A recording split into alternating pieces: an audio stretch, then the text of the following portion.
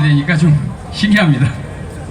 오늘 사람이 50만 명 정도 온 것 같은데 앞으로 더 많은 국민들이 이런 자리에 나와야 할 것 같다는 생각이 듭니다. 좀 제가 이 선거 부정과 관련해 가지고 저는 이런 얘기를 한번 해보고 싶습니다. 제가 이번 선거만큼 이렇게 관심이 많고 가슴을 졸이고 내 일생의 역대의 경기를 보는 듯한 느낌을 갖게 하는 선거가 인생에 없었어요. 이렇게 많은 관심을 가지게, 그러니까 선거 하나로 가슴을 졸이면서 결과를 지켜보는 적이 인생에서 처음입니다. 여기 계신 많은 분들이 4월 15일 당일날 그랬을 겁니다. 가슴을 졸이면서 결과를 지켜봤을 거예요. 그런데 어떻습니까? 이 결과가 나왔을 때 여러분들도 그랬을 거예요. 저도 그렇고 다리가 후들거렸어요. 그냥 멍하게 걸어가면서 담배를 몇 가지를 폈습니다. 정말 이상했어요. 분명히 저는 저 문재인의 여론 조작의 끝, 이 대깨문들의 난리법석의 끝을 그날 보려고 그랬는데 너무 이상한 겁니다. 망연자실이었어요. 이게 그때 느낌이 어떤 거냐면 미래통합당이 져서 그런 게 아니라 우리 국민들이 문재인 정권이 펼치는 정책, 포퓰리즘, 최저임금 폭등, 친중 정책, 친북 정책, 노골적으로 북한을 좋아한다고 난리치는 그런 정책에 열광을 한다는 결과가 15일 총선 결과에 나타난 겁니다. 그러니까 그것 자체가 너무 황당한 거예요. 우리 국민들이 그런 세금을 살포하는 정책, 그런 정책에 열광을 하나?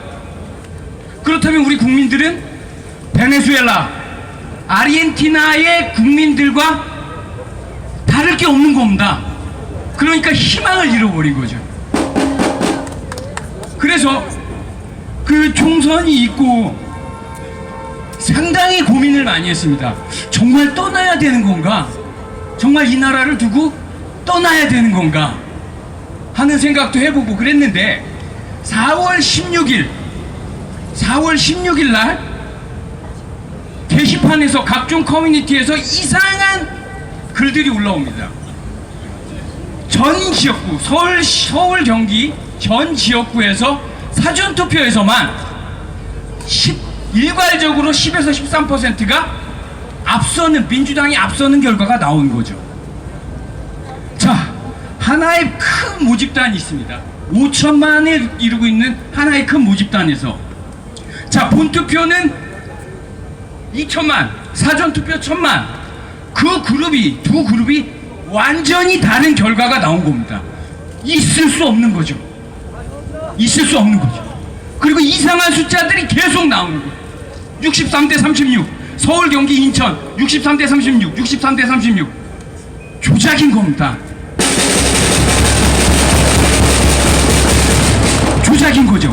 명백한 조작. 우리는 지금 수많은 증거를 찾고 있어요. 그런데 우리가 처음에 봤던 그 숫자들이 가장 명확한 증거입니다. 절대 나올 수 없는 숫자예요. 절대. 그 대개분들은 그렇게 얘기합니다.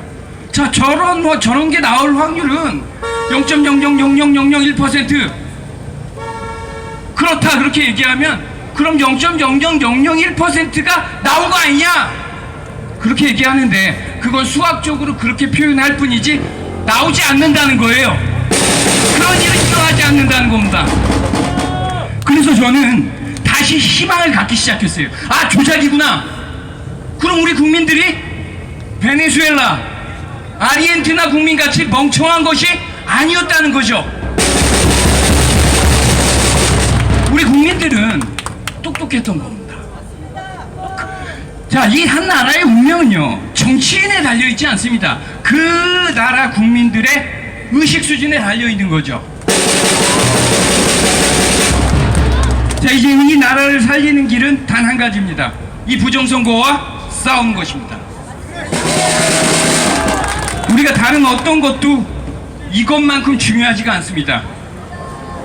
우리가 다른 어떤 정치 활동을 하는 것보다 이것 하나가 모든 것을, 대한민국의 모든 것을 바꿔버릴 것입니다. 그래서 우리는 이 부정선거를 밝혀내기 위해서 온 국민이 힘을 써야 합니다.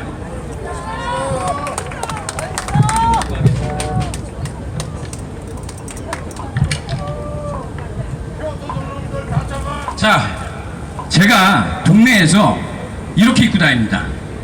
어게인 4.19 이 티를 입고 다녀요. 그러면은 와이프가 이런 얘기를 합니다.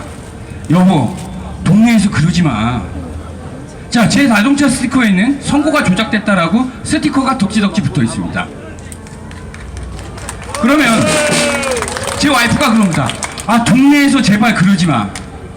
티내고 다니지 말아줘. 테러 당할지 몰라. 그러면 제가 그렇게 얘기했어요, 와이프한테. 당신의 그런 생각 때문에, 우리 우파들의 그런 생각 때문에 우리가 여기까지 온 거라고.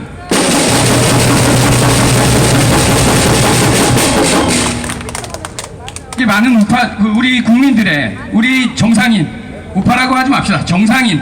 자, 이래 정상적인 사고의 국민들은 얌전합니다. 잘 싸우지 않습니다. 부딪히기 싫어합니다. 그래서 티내지 않습니다. 자신의 생각이 옳다고 얘기하지 않습니다. 그것이 나라를 이렇게 만든 것입니다. 자, 제가 항상 얘기합니다. 아우슈비츠의 가스실, 유태인 학살이 있었던 아우슈비츠의 가스실입니다. 자, 아우슈비츠의 가스실에 사람이 엄청나게 긴 줄을 서 있습니다. 몇천 명이 서 있어요. 몇백 명이. 근데 그것을 관리하는 사람은 7, 8명입니다. 그 사람을 가스실로 들어가게 겁을 주면서 관리하는 사람들은 7, 8명입니다. 그런데 그 사람들은 죽는 줄 알면서 가스실로 들어갑니다. 죽음을 자초해서 아무 저항도 하지 않고 그냥 가스실로 들어갑니다. 이 7, 8명의 사람은, 그 사람들을 관리하고 있는 이 7, 8명의 사람은 이 몇백 명이 달려들기만 하면 그대로 죽일 수 있습니다. 그런데 저항하지 않고, 한 번 하지 않고 두려움에 떨다가 들어갑니다. 그리고 그 사람들이 가스실에 들어가기 전에 남기는 것이 있습니다. 똥하고 오줌입니다. 그렇게 저항을 하지 않고 두려움에 떨다가 그렇게 죽습니다. 자, 베트남의 경우를 한번 생각해 보세요. 자, 베트남을 공산화시켰던 세력들은 베트남 전체 국민의 1%도 되지 않았습니다. 그들의 활동이 너무나 극성스러워서 많아 보였던 것 뿐입니다. 그런데 그 베트남 국민들은 그렇게 극성스러운 베트남 백개문의 활동에 주눅이 들어서 자신의 진실을 표현해보지 못하고, 무엇이 옳다고 얘기해보지 못하고, 그렇게 두려워하다가 나라 전체를 내주게 됩니다. 자, 이게 우리나라 상황과 똑같은 겁니다. 여러분, 이 부정선거는요, 사전투표도 조작이 됐고요, 본투표도 약간 조작이 됐습니다. 그렇게 치면 문재인의 지지율은 30% 아래입니다. 그만큼 백개문이 적다는 것이죠. 그리고 그 중에서 극성적으로 활동하는 백개문 세력은 1% 정도 되지 않습니다. 우린 그들이 무서워서, 그들을 두려워해서 우리의 진실, 우리가 말하려고 하는 바를 표현하지 못하고 삽니다. 무엇이 두렵습니까? 저 이렇게 나타내고 다녀도 테러 한 번 당한 적 없습니다. 제 자동차 누가 부신 적 없어요. 여러분, 지금 중요한 것은요, 증거를 더 찾는 게 중요한 것이 아닙니다. 알리는 것이 중요한 것입니다. 많은 사람들이 그렇게 생각을 합니다. 거짓이 참을 이길 수가 없다고요. 그렇지만 어떻습니까? 우리나라에서는 거짓이 참을 계속 이겨왔습니다. 자, 세월족들의 행패에 우리 국민들이 맨날 당해왔습니다. 자, 5.18 집단의 행패에 우리 국민들이 매번 고소고발당하고 어떤 애는 5.18 욕했다고 깜빵에도 갔습니다. 자, 거짓이 참을 이길 수도 있습니다. 근데 진실이 거짓을 이기게 하려면 우리가 진실을 알리고 말하고 표현하고 다니는 것이, 그것이 거짓이 진실이 이기게 만드는 방법입니다. 두려워하지 말고 용기를 내시기 바랍니다. 자, 마치겠습니다. 감사합니다.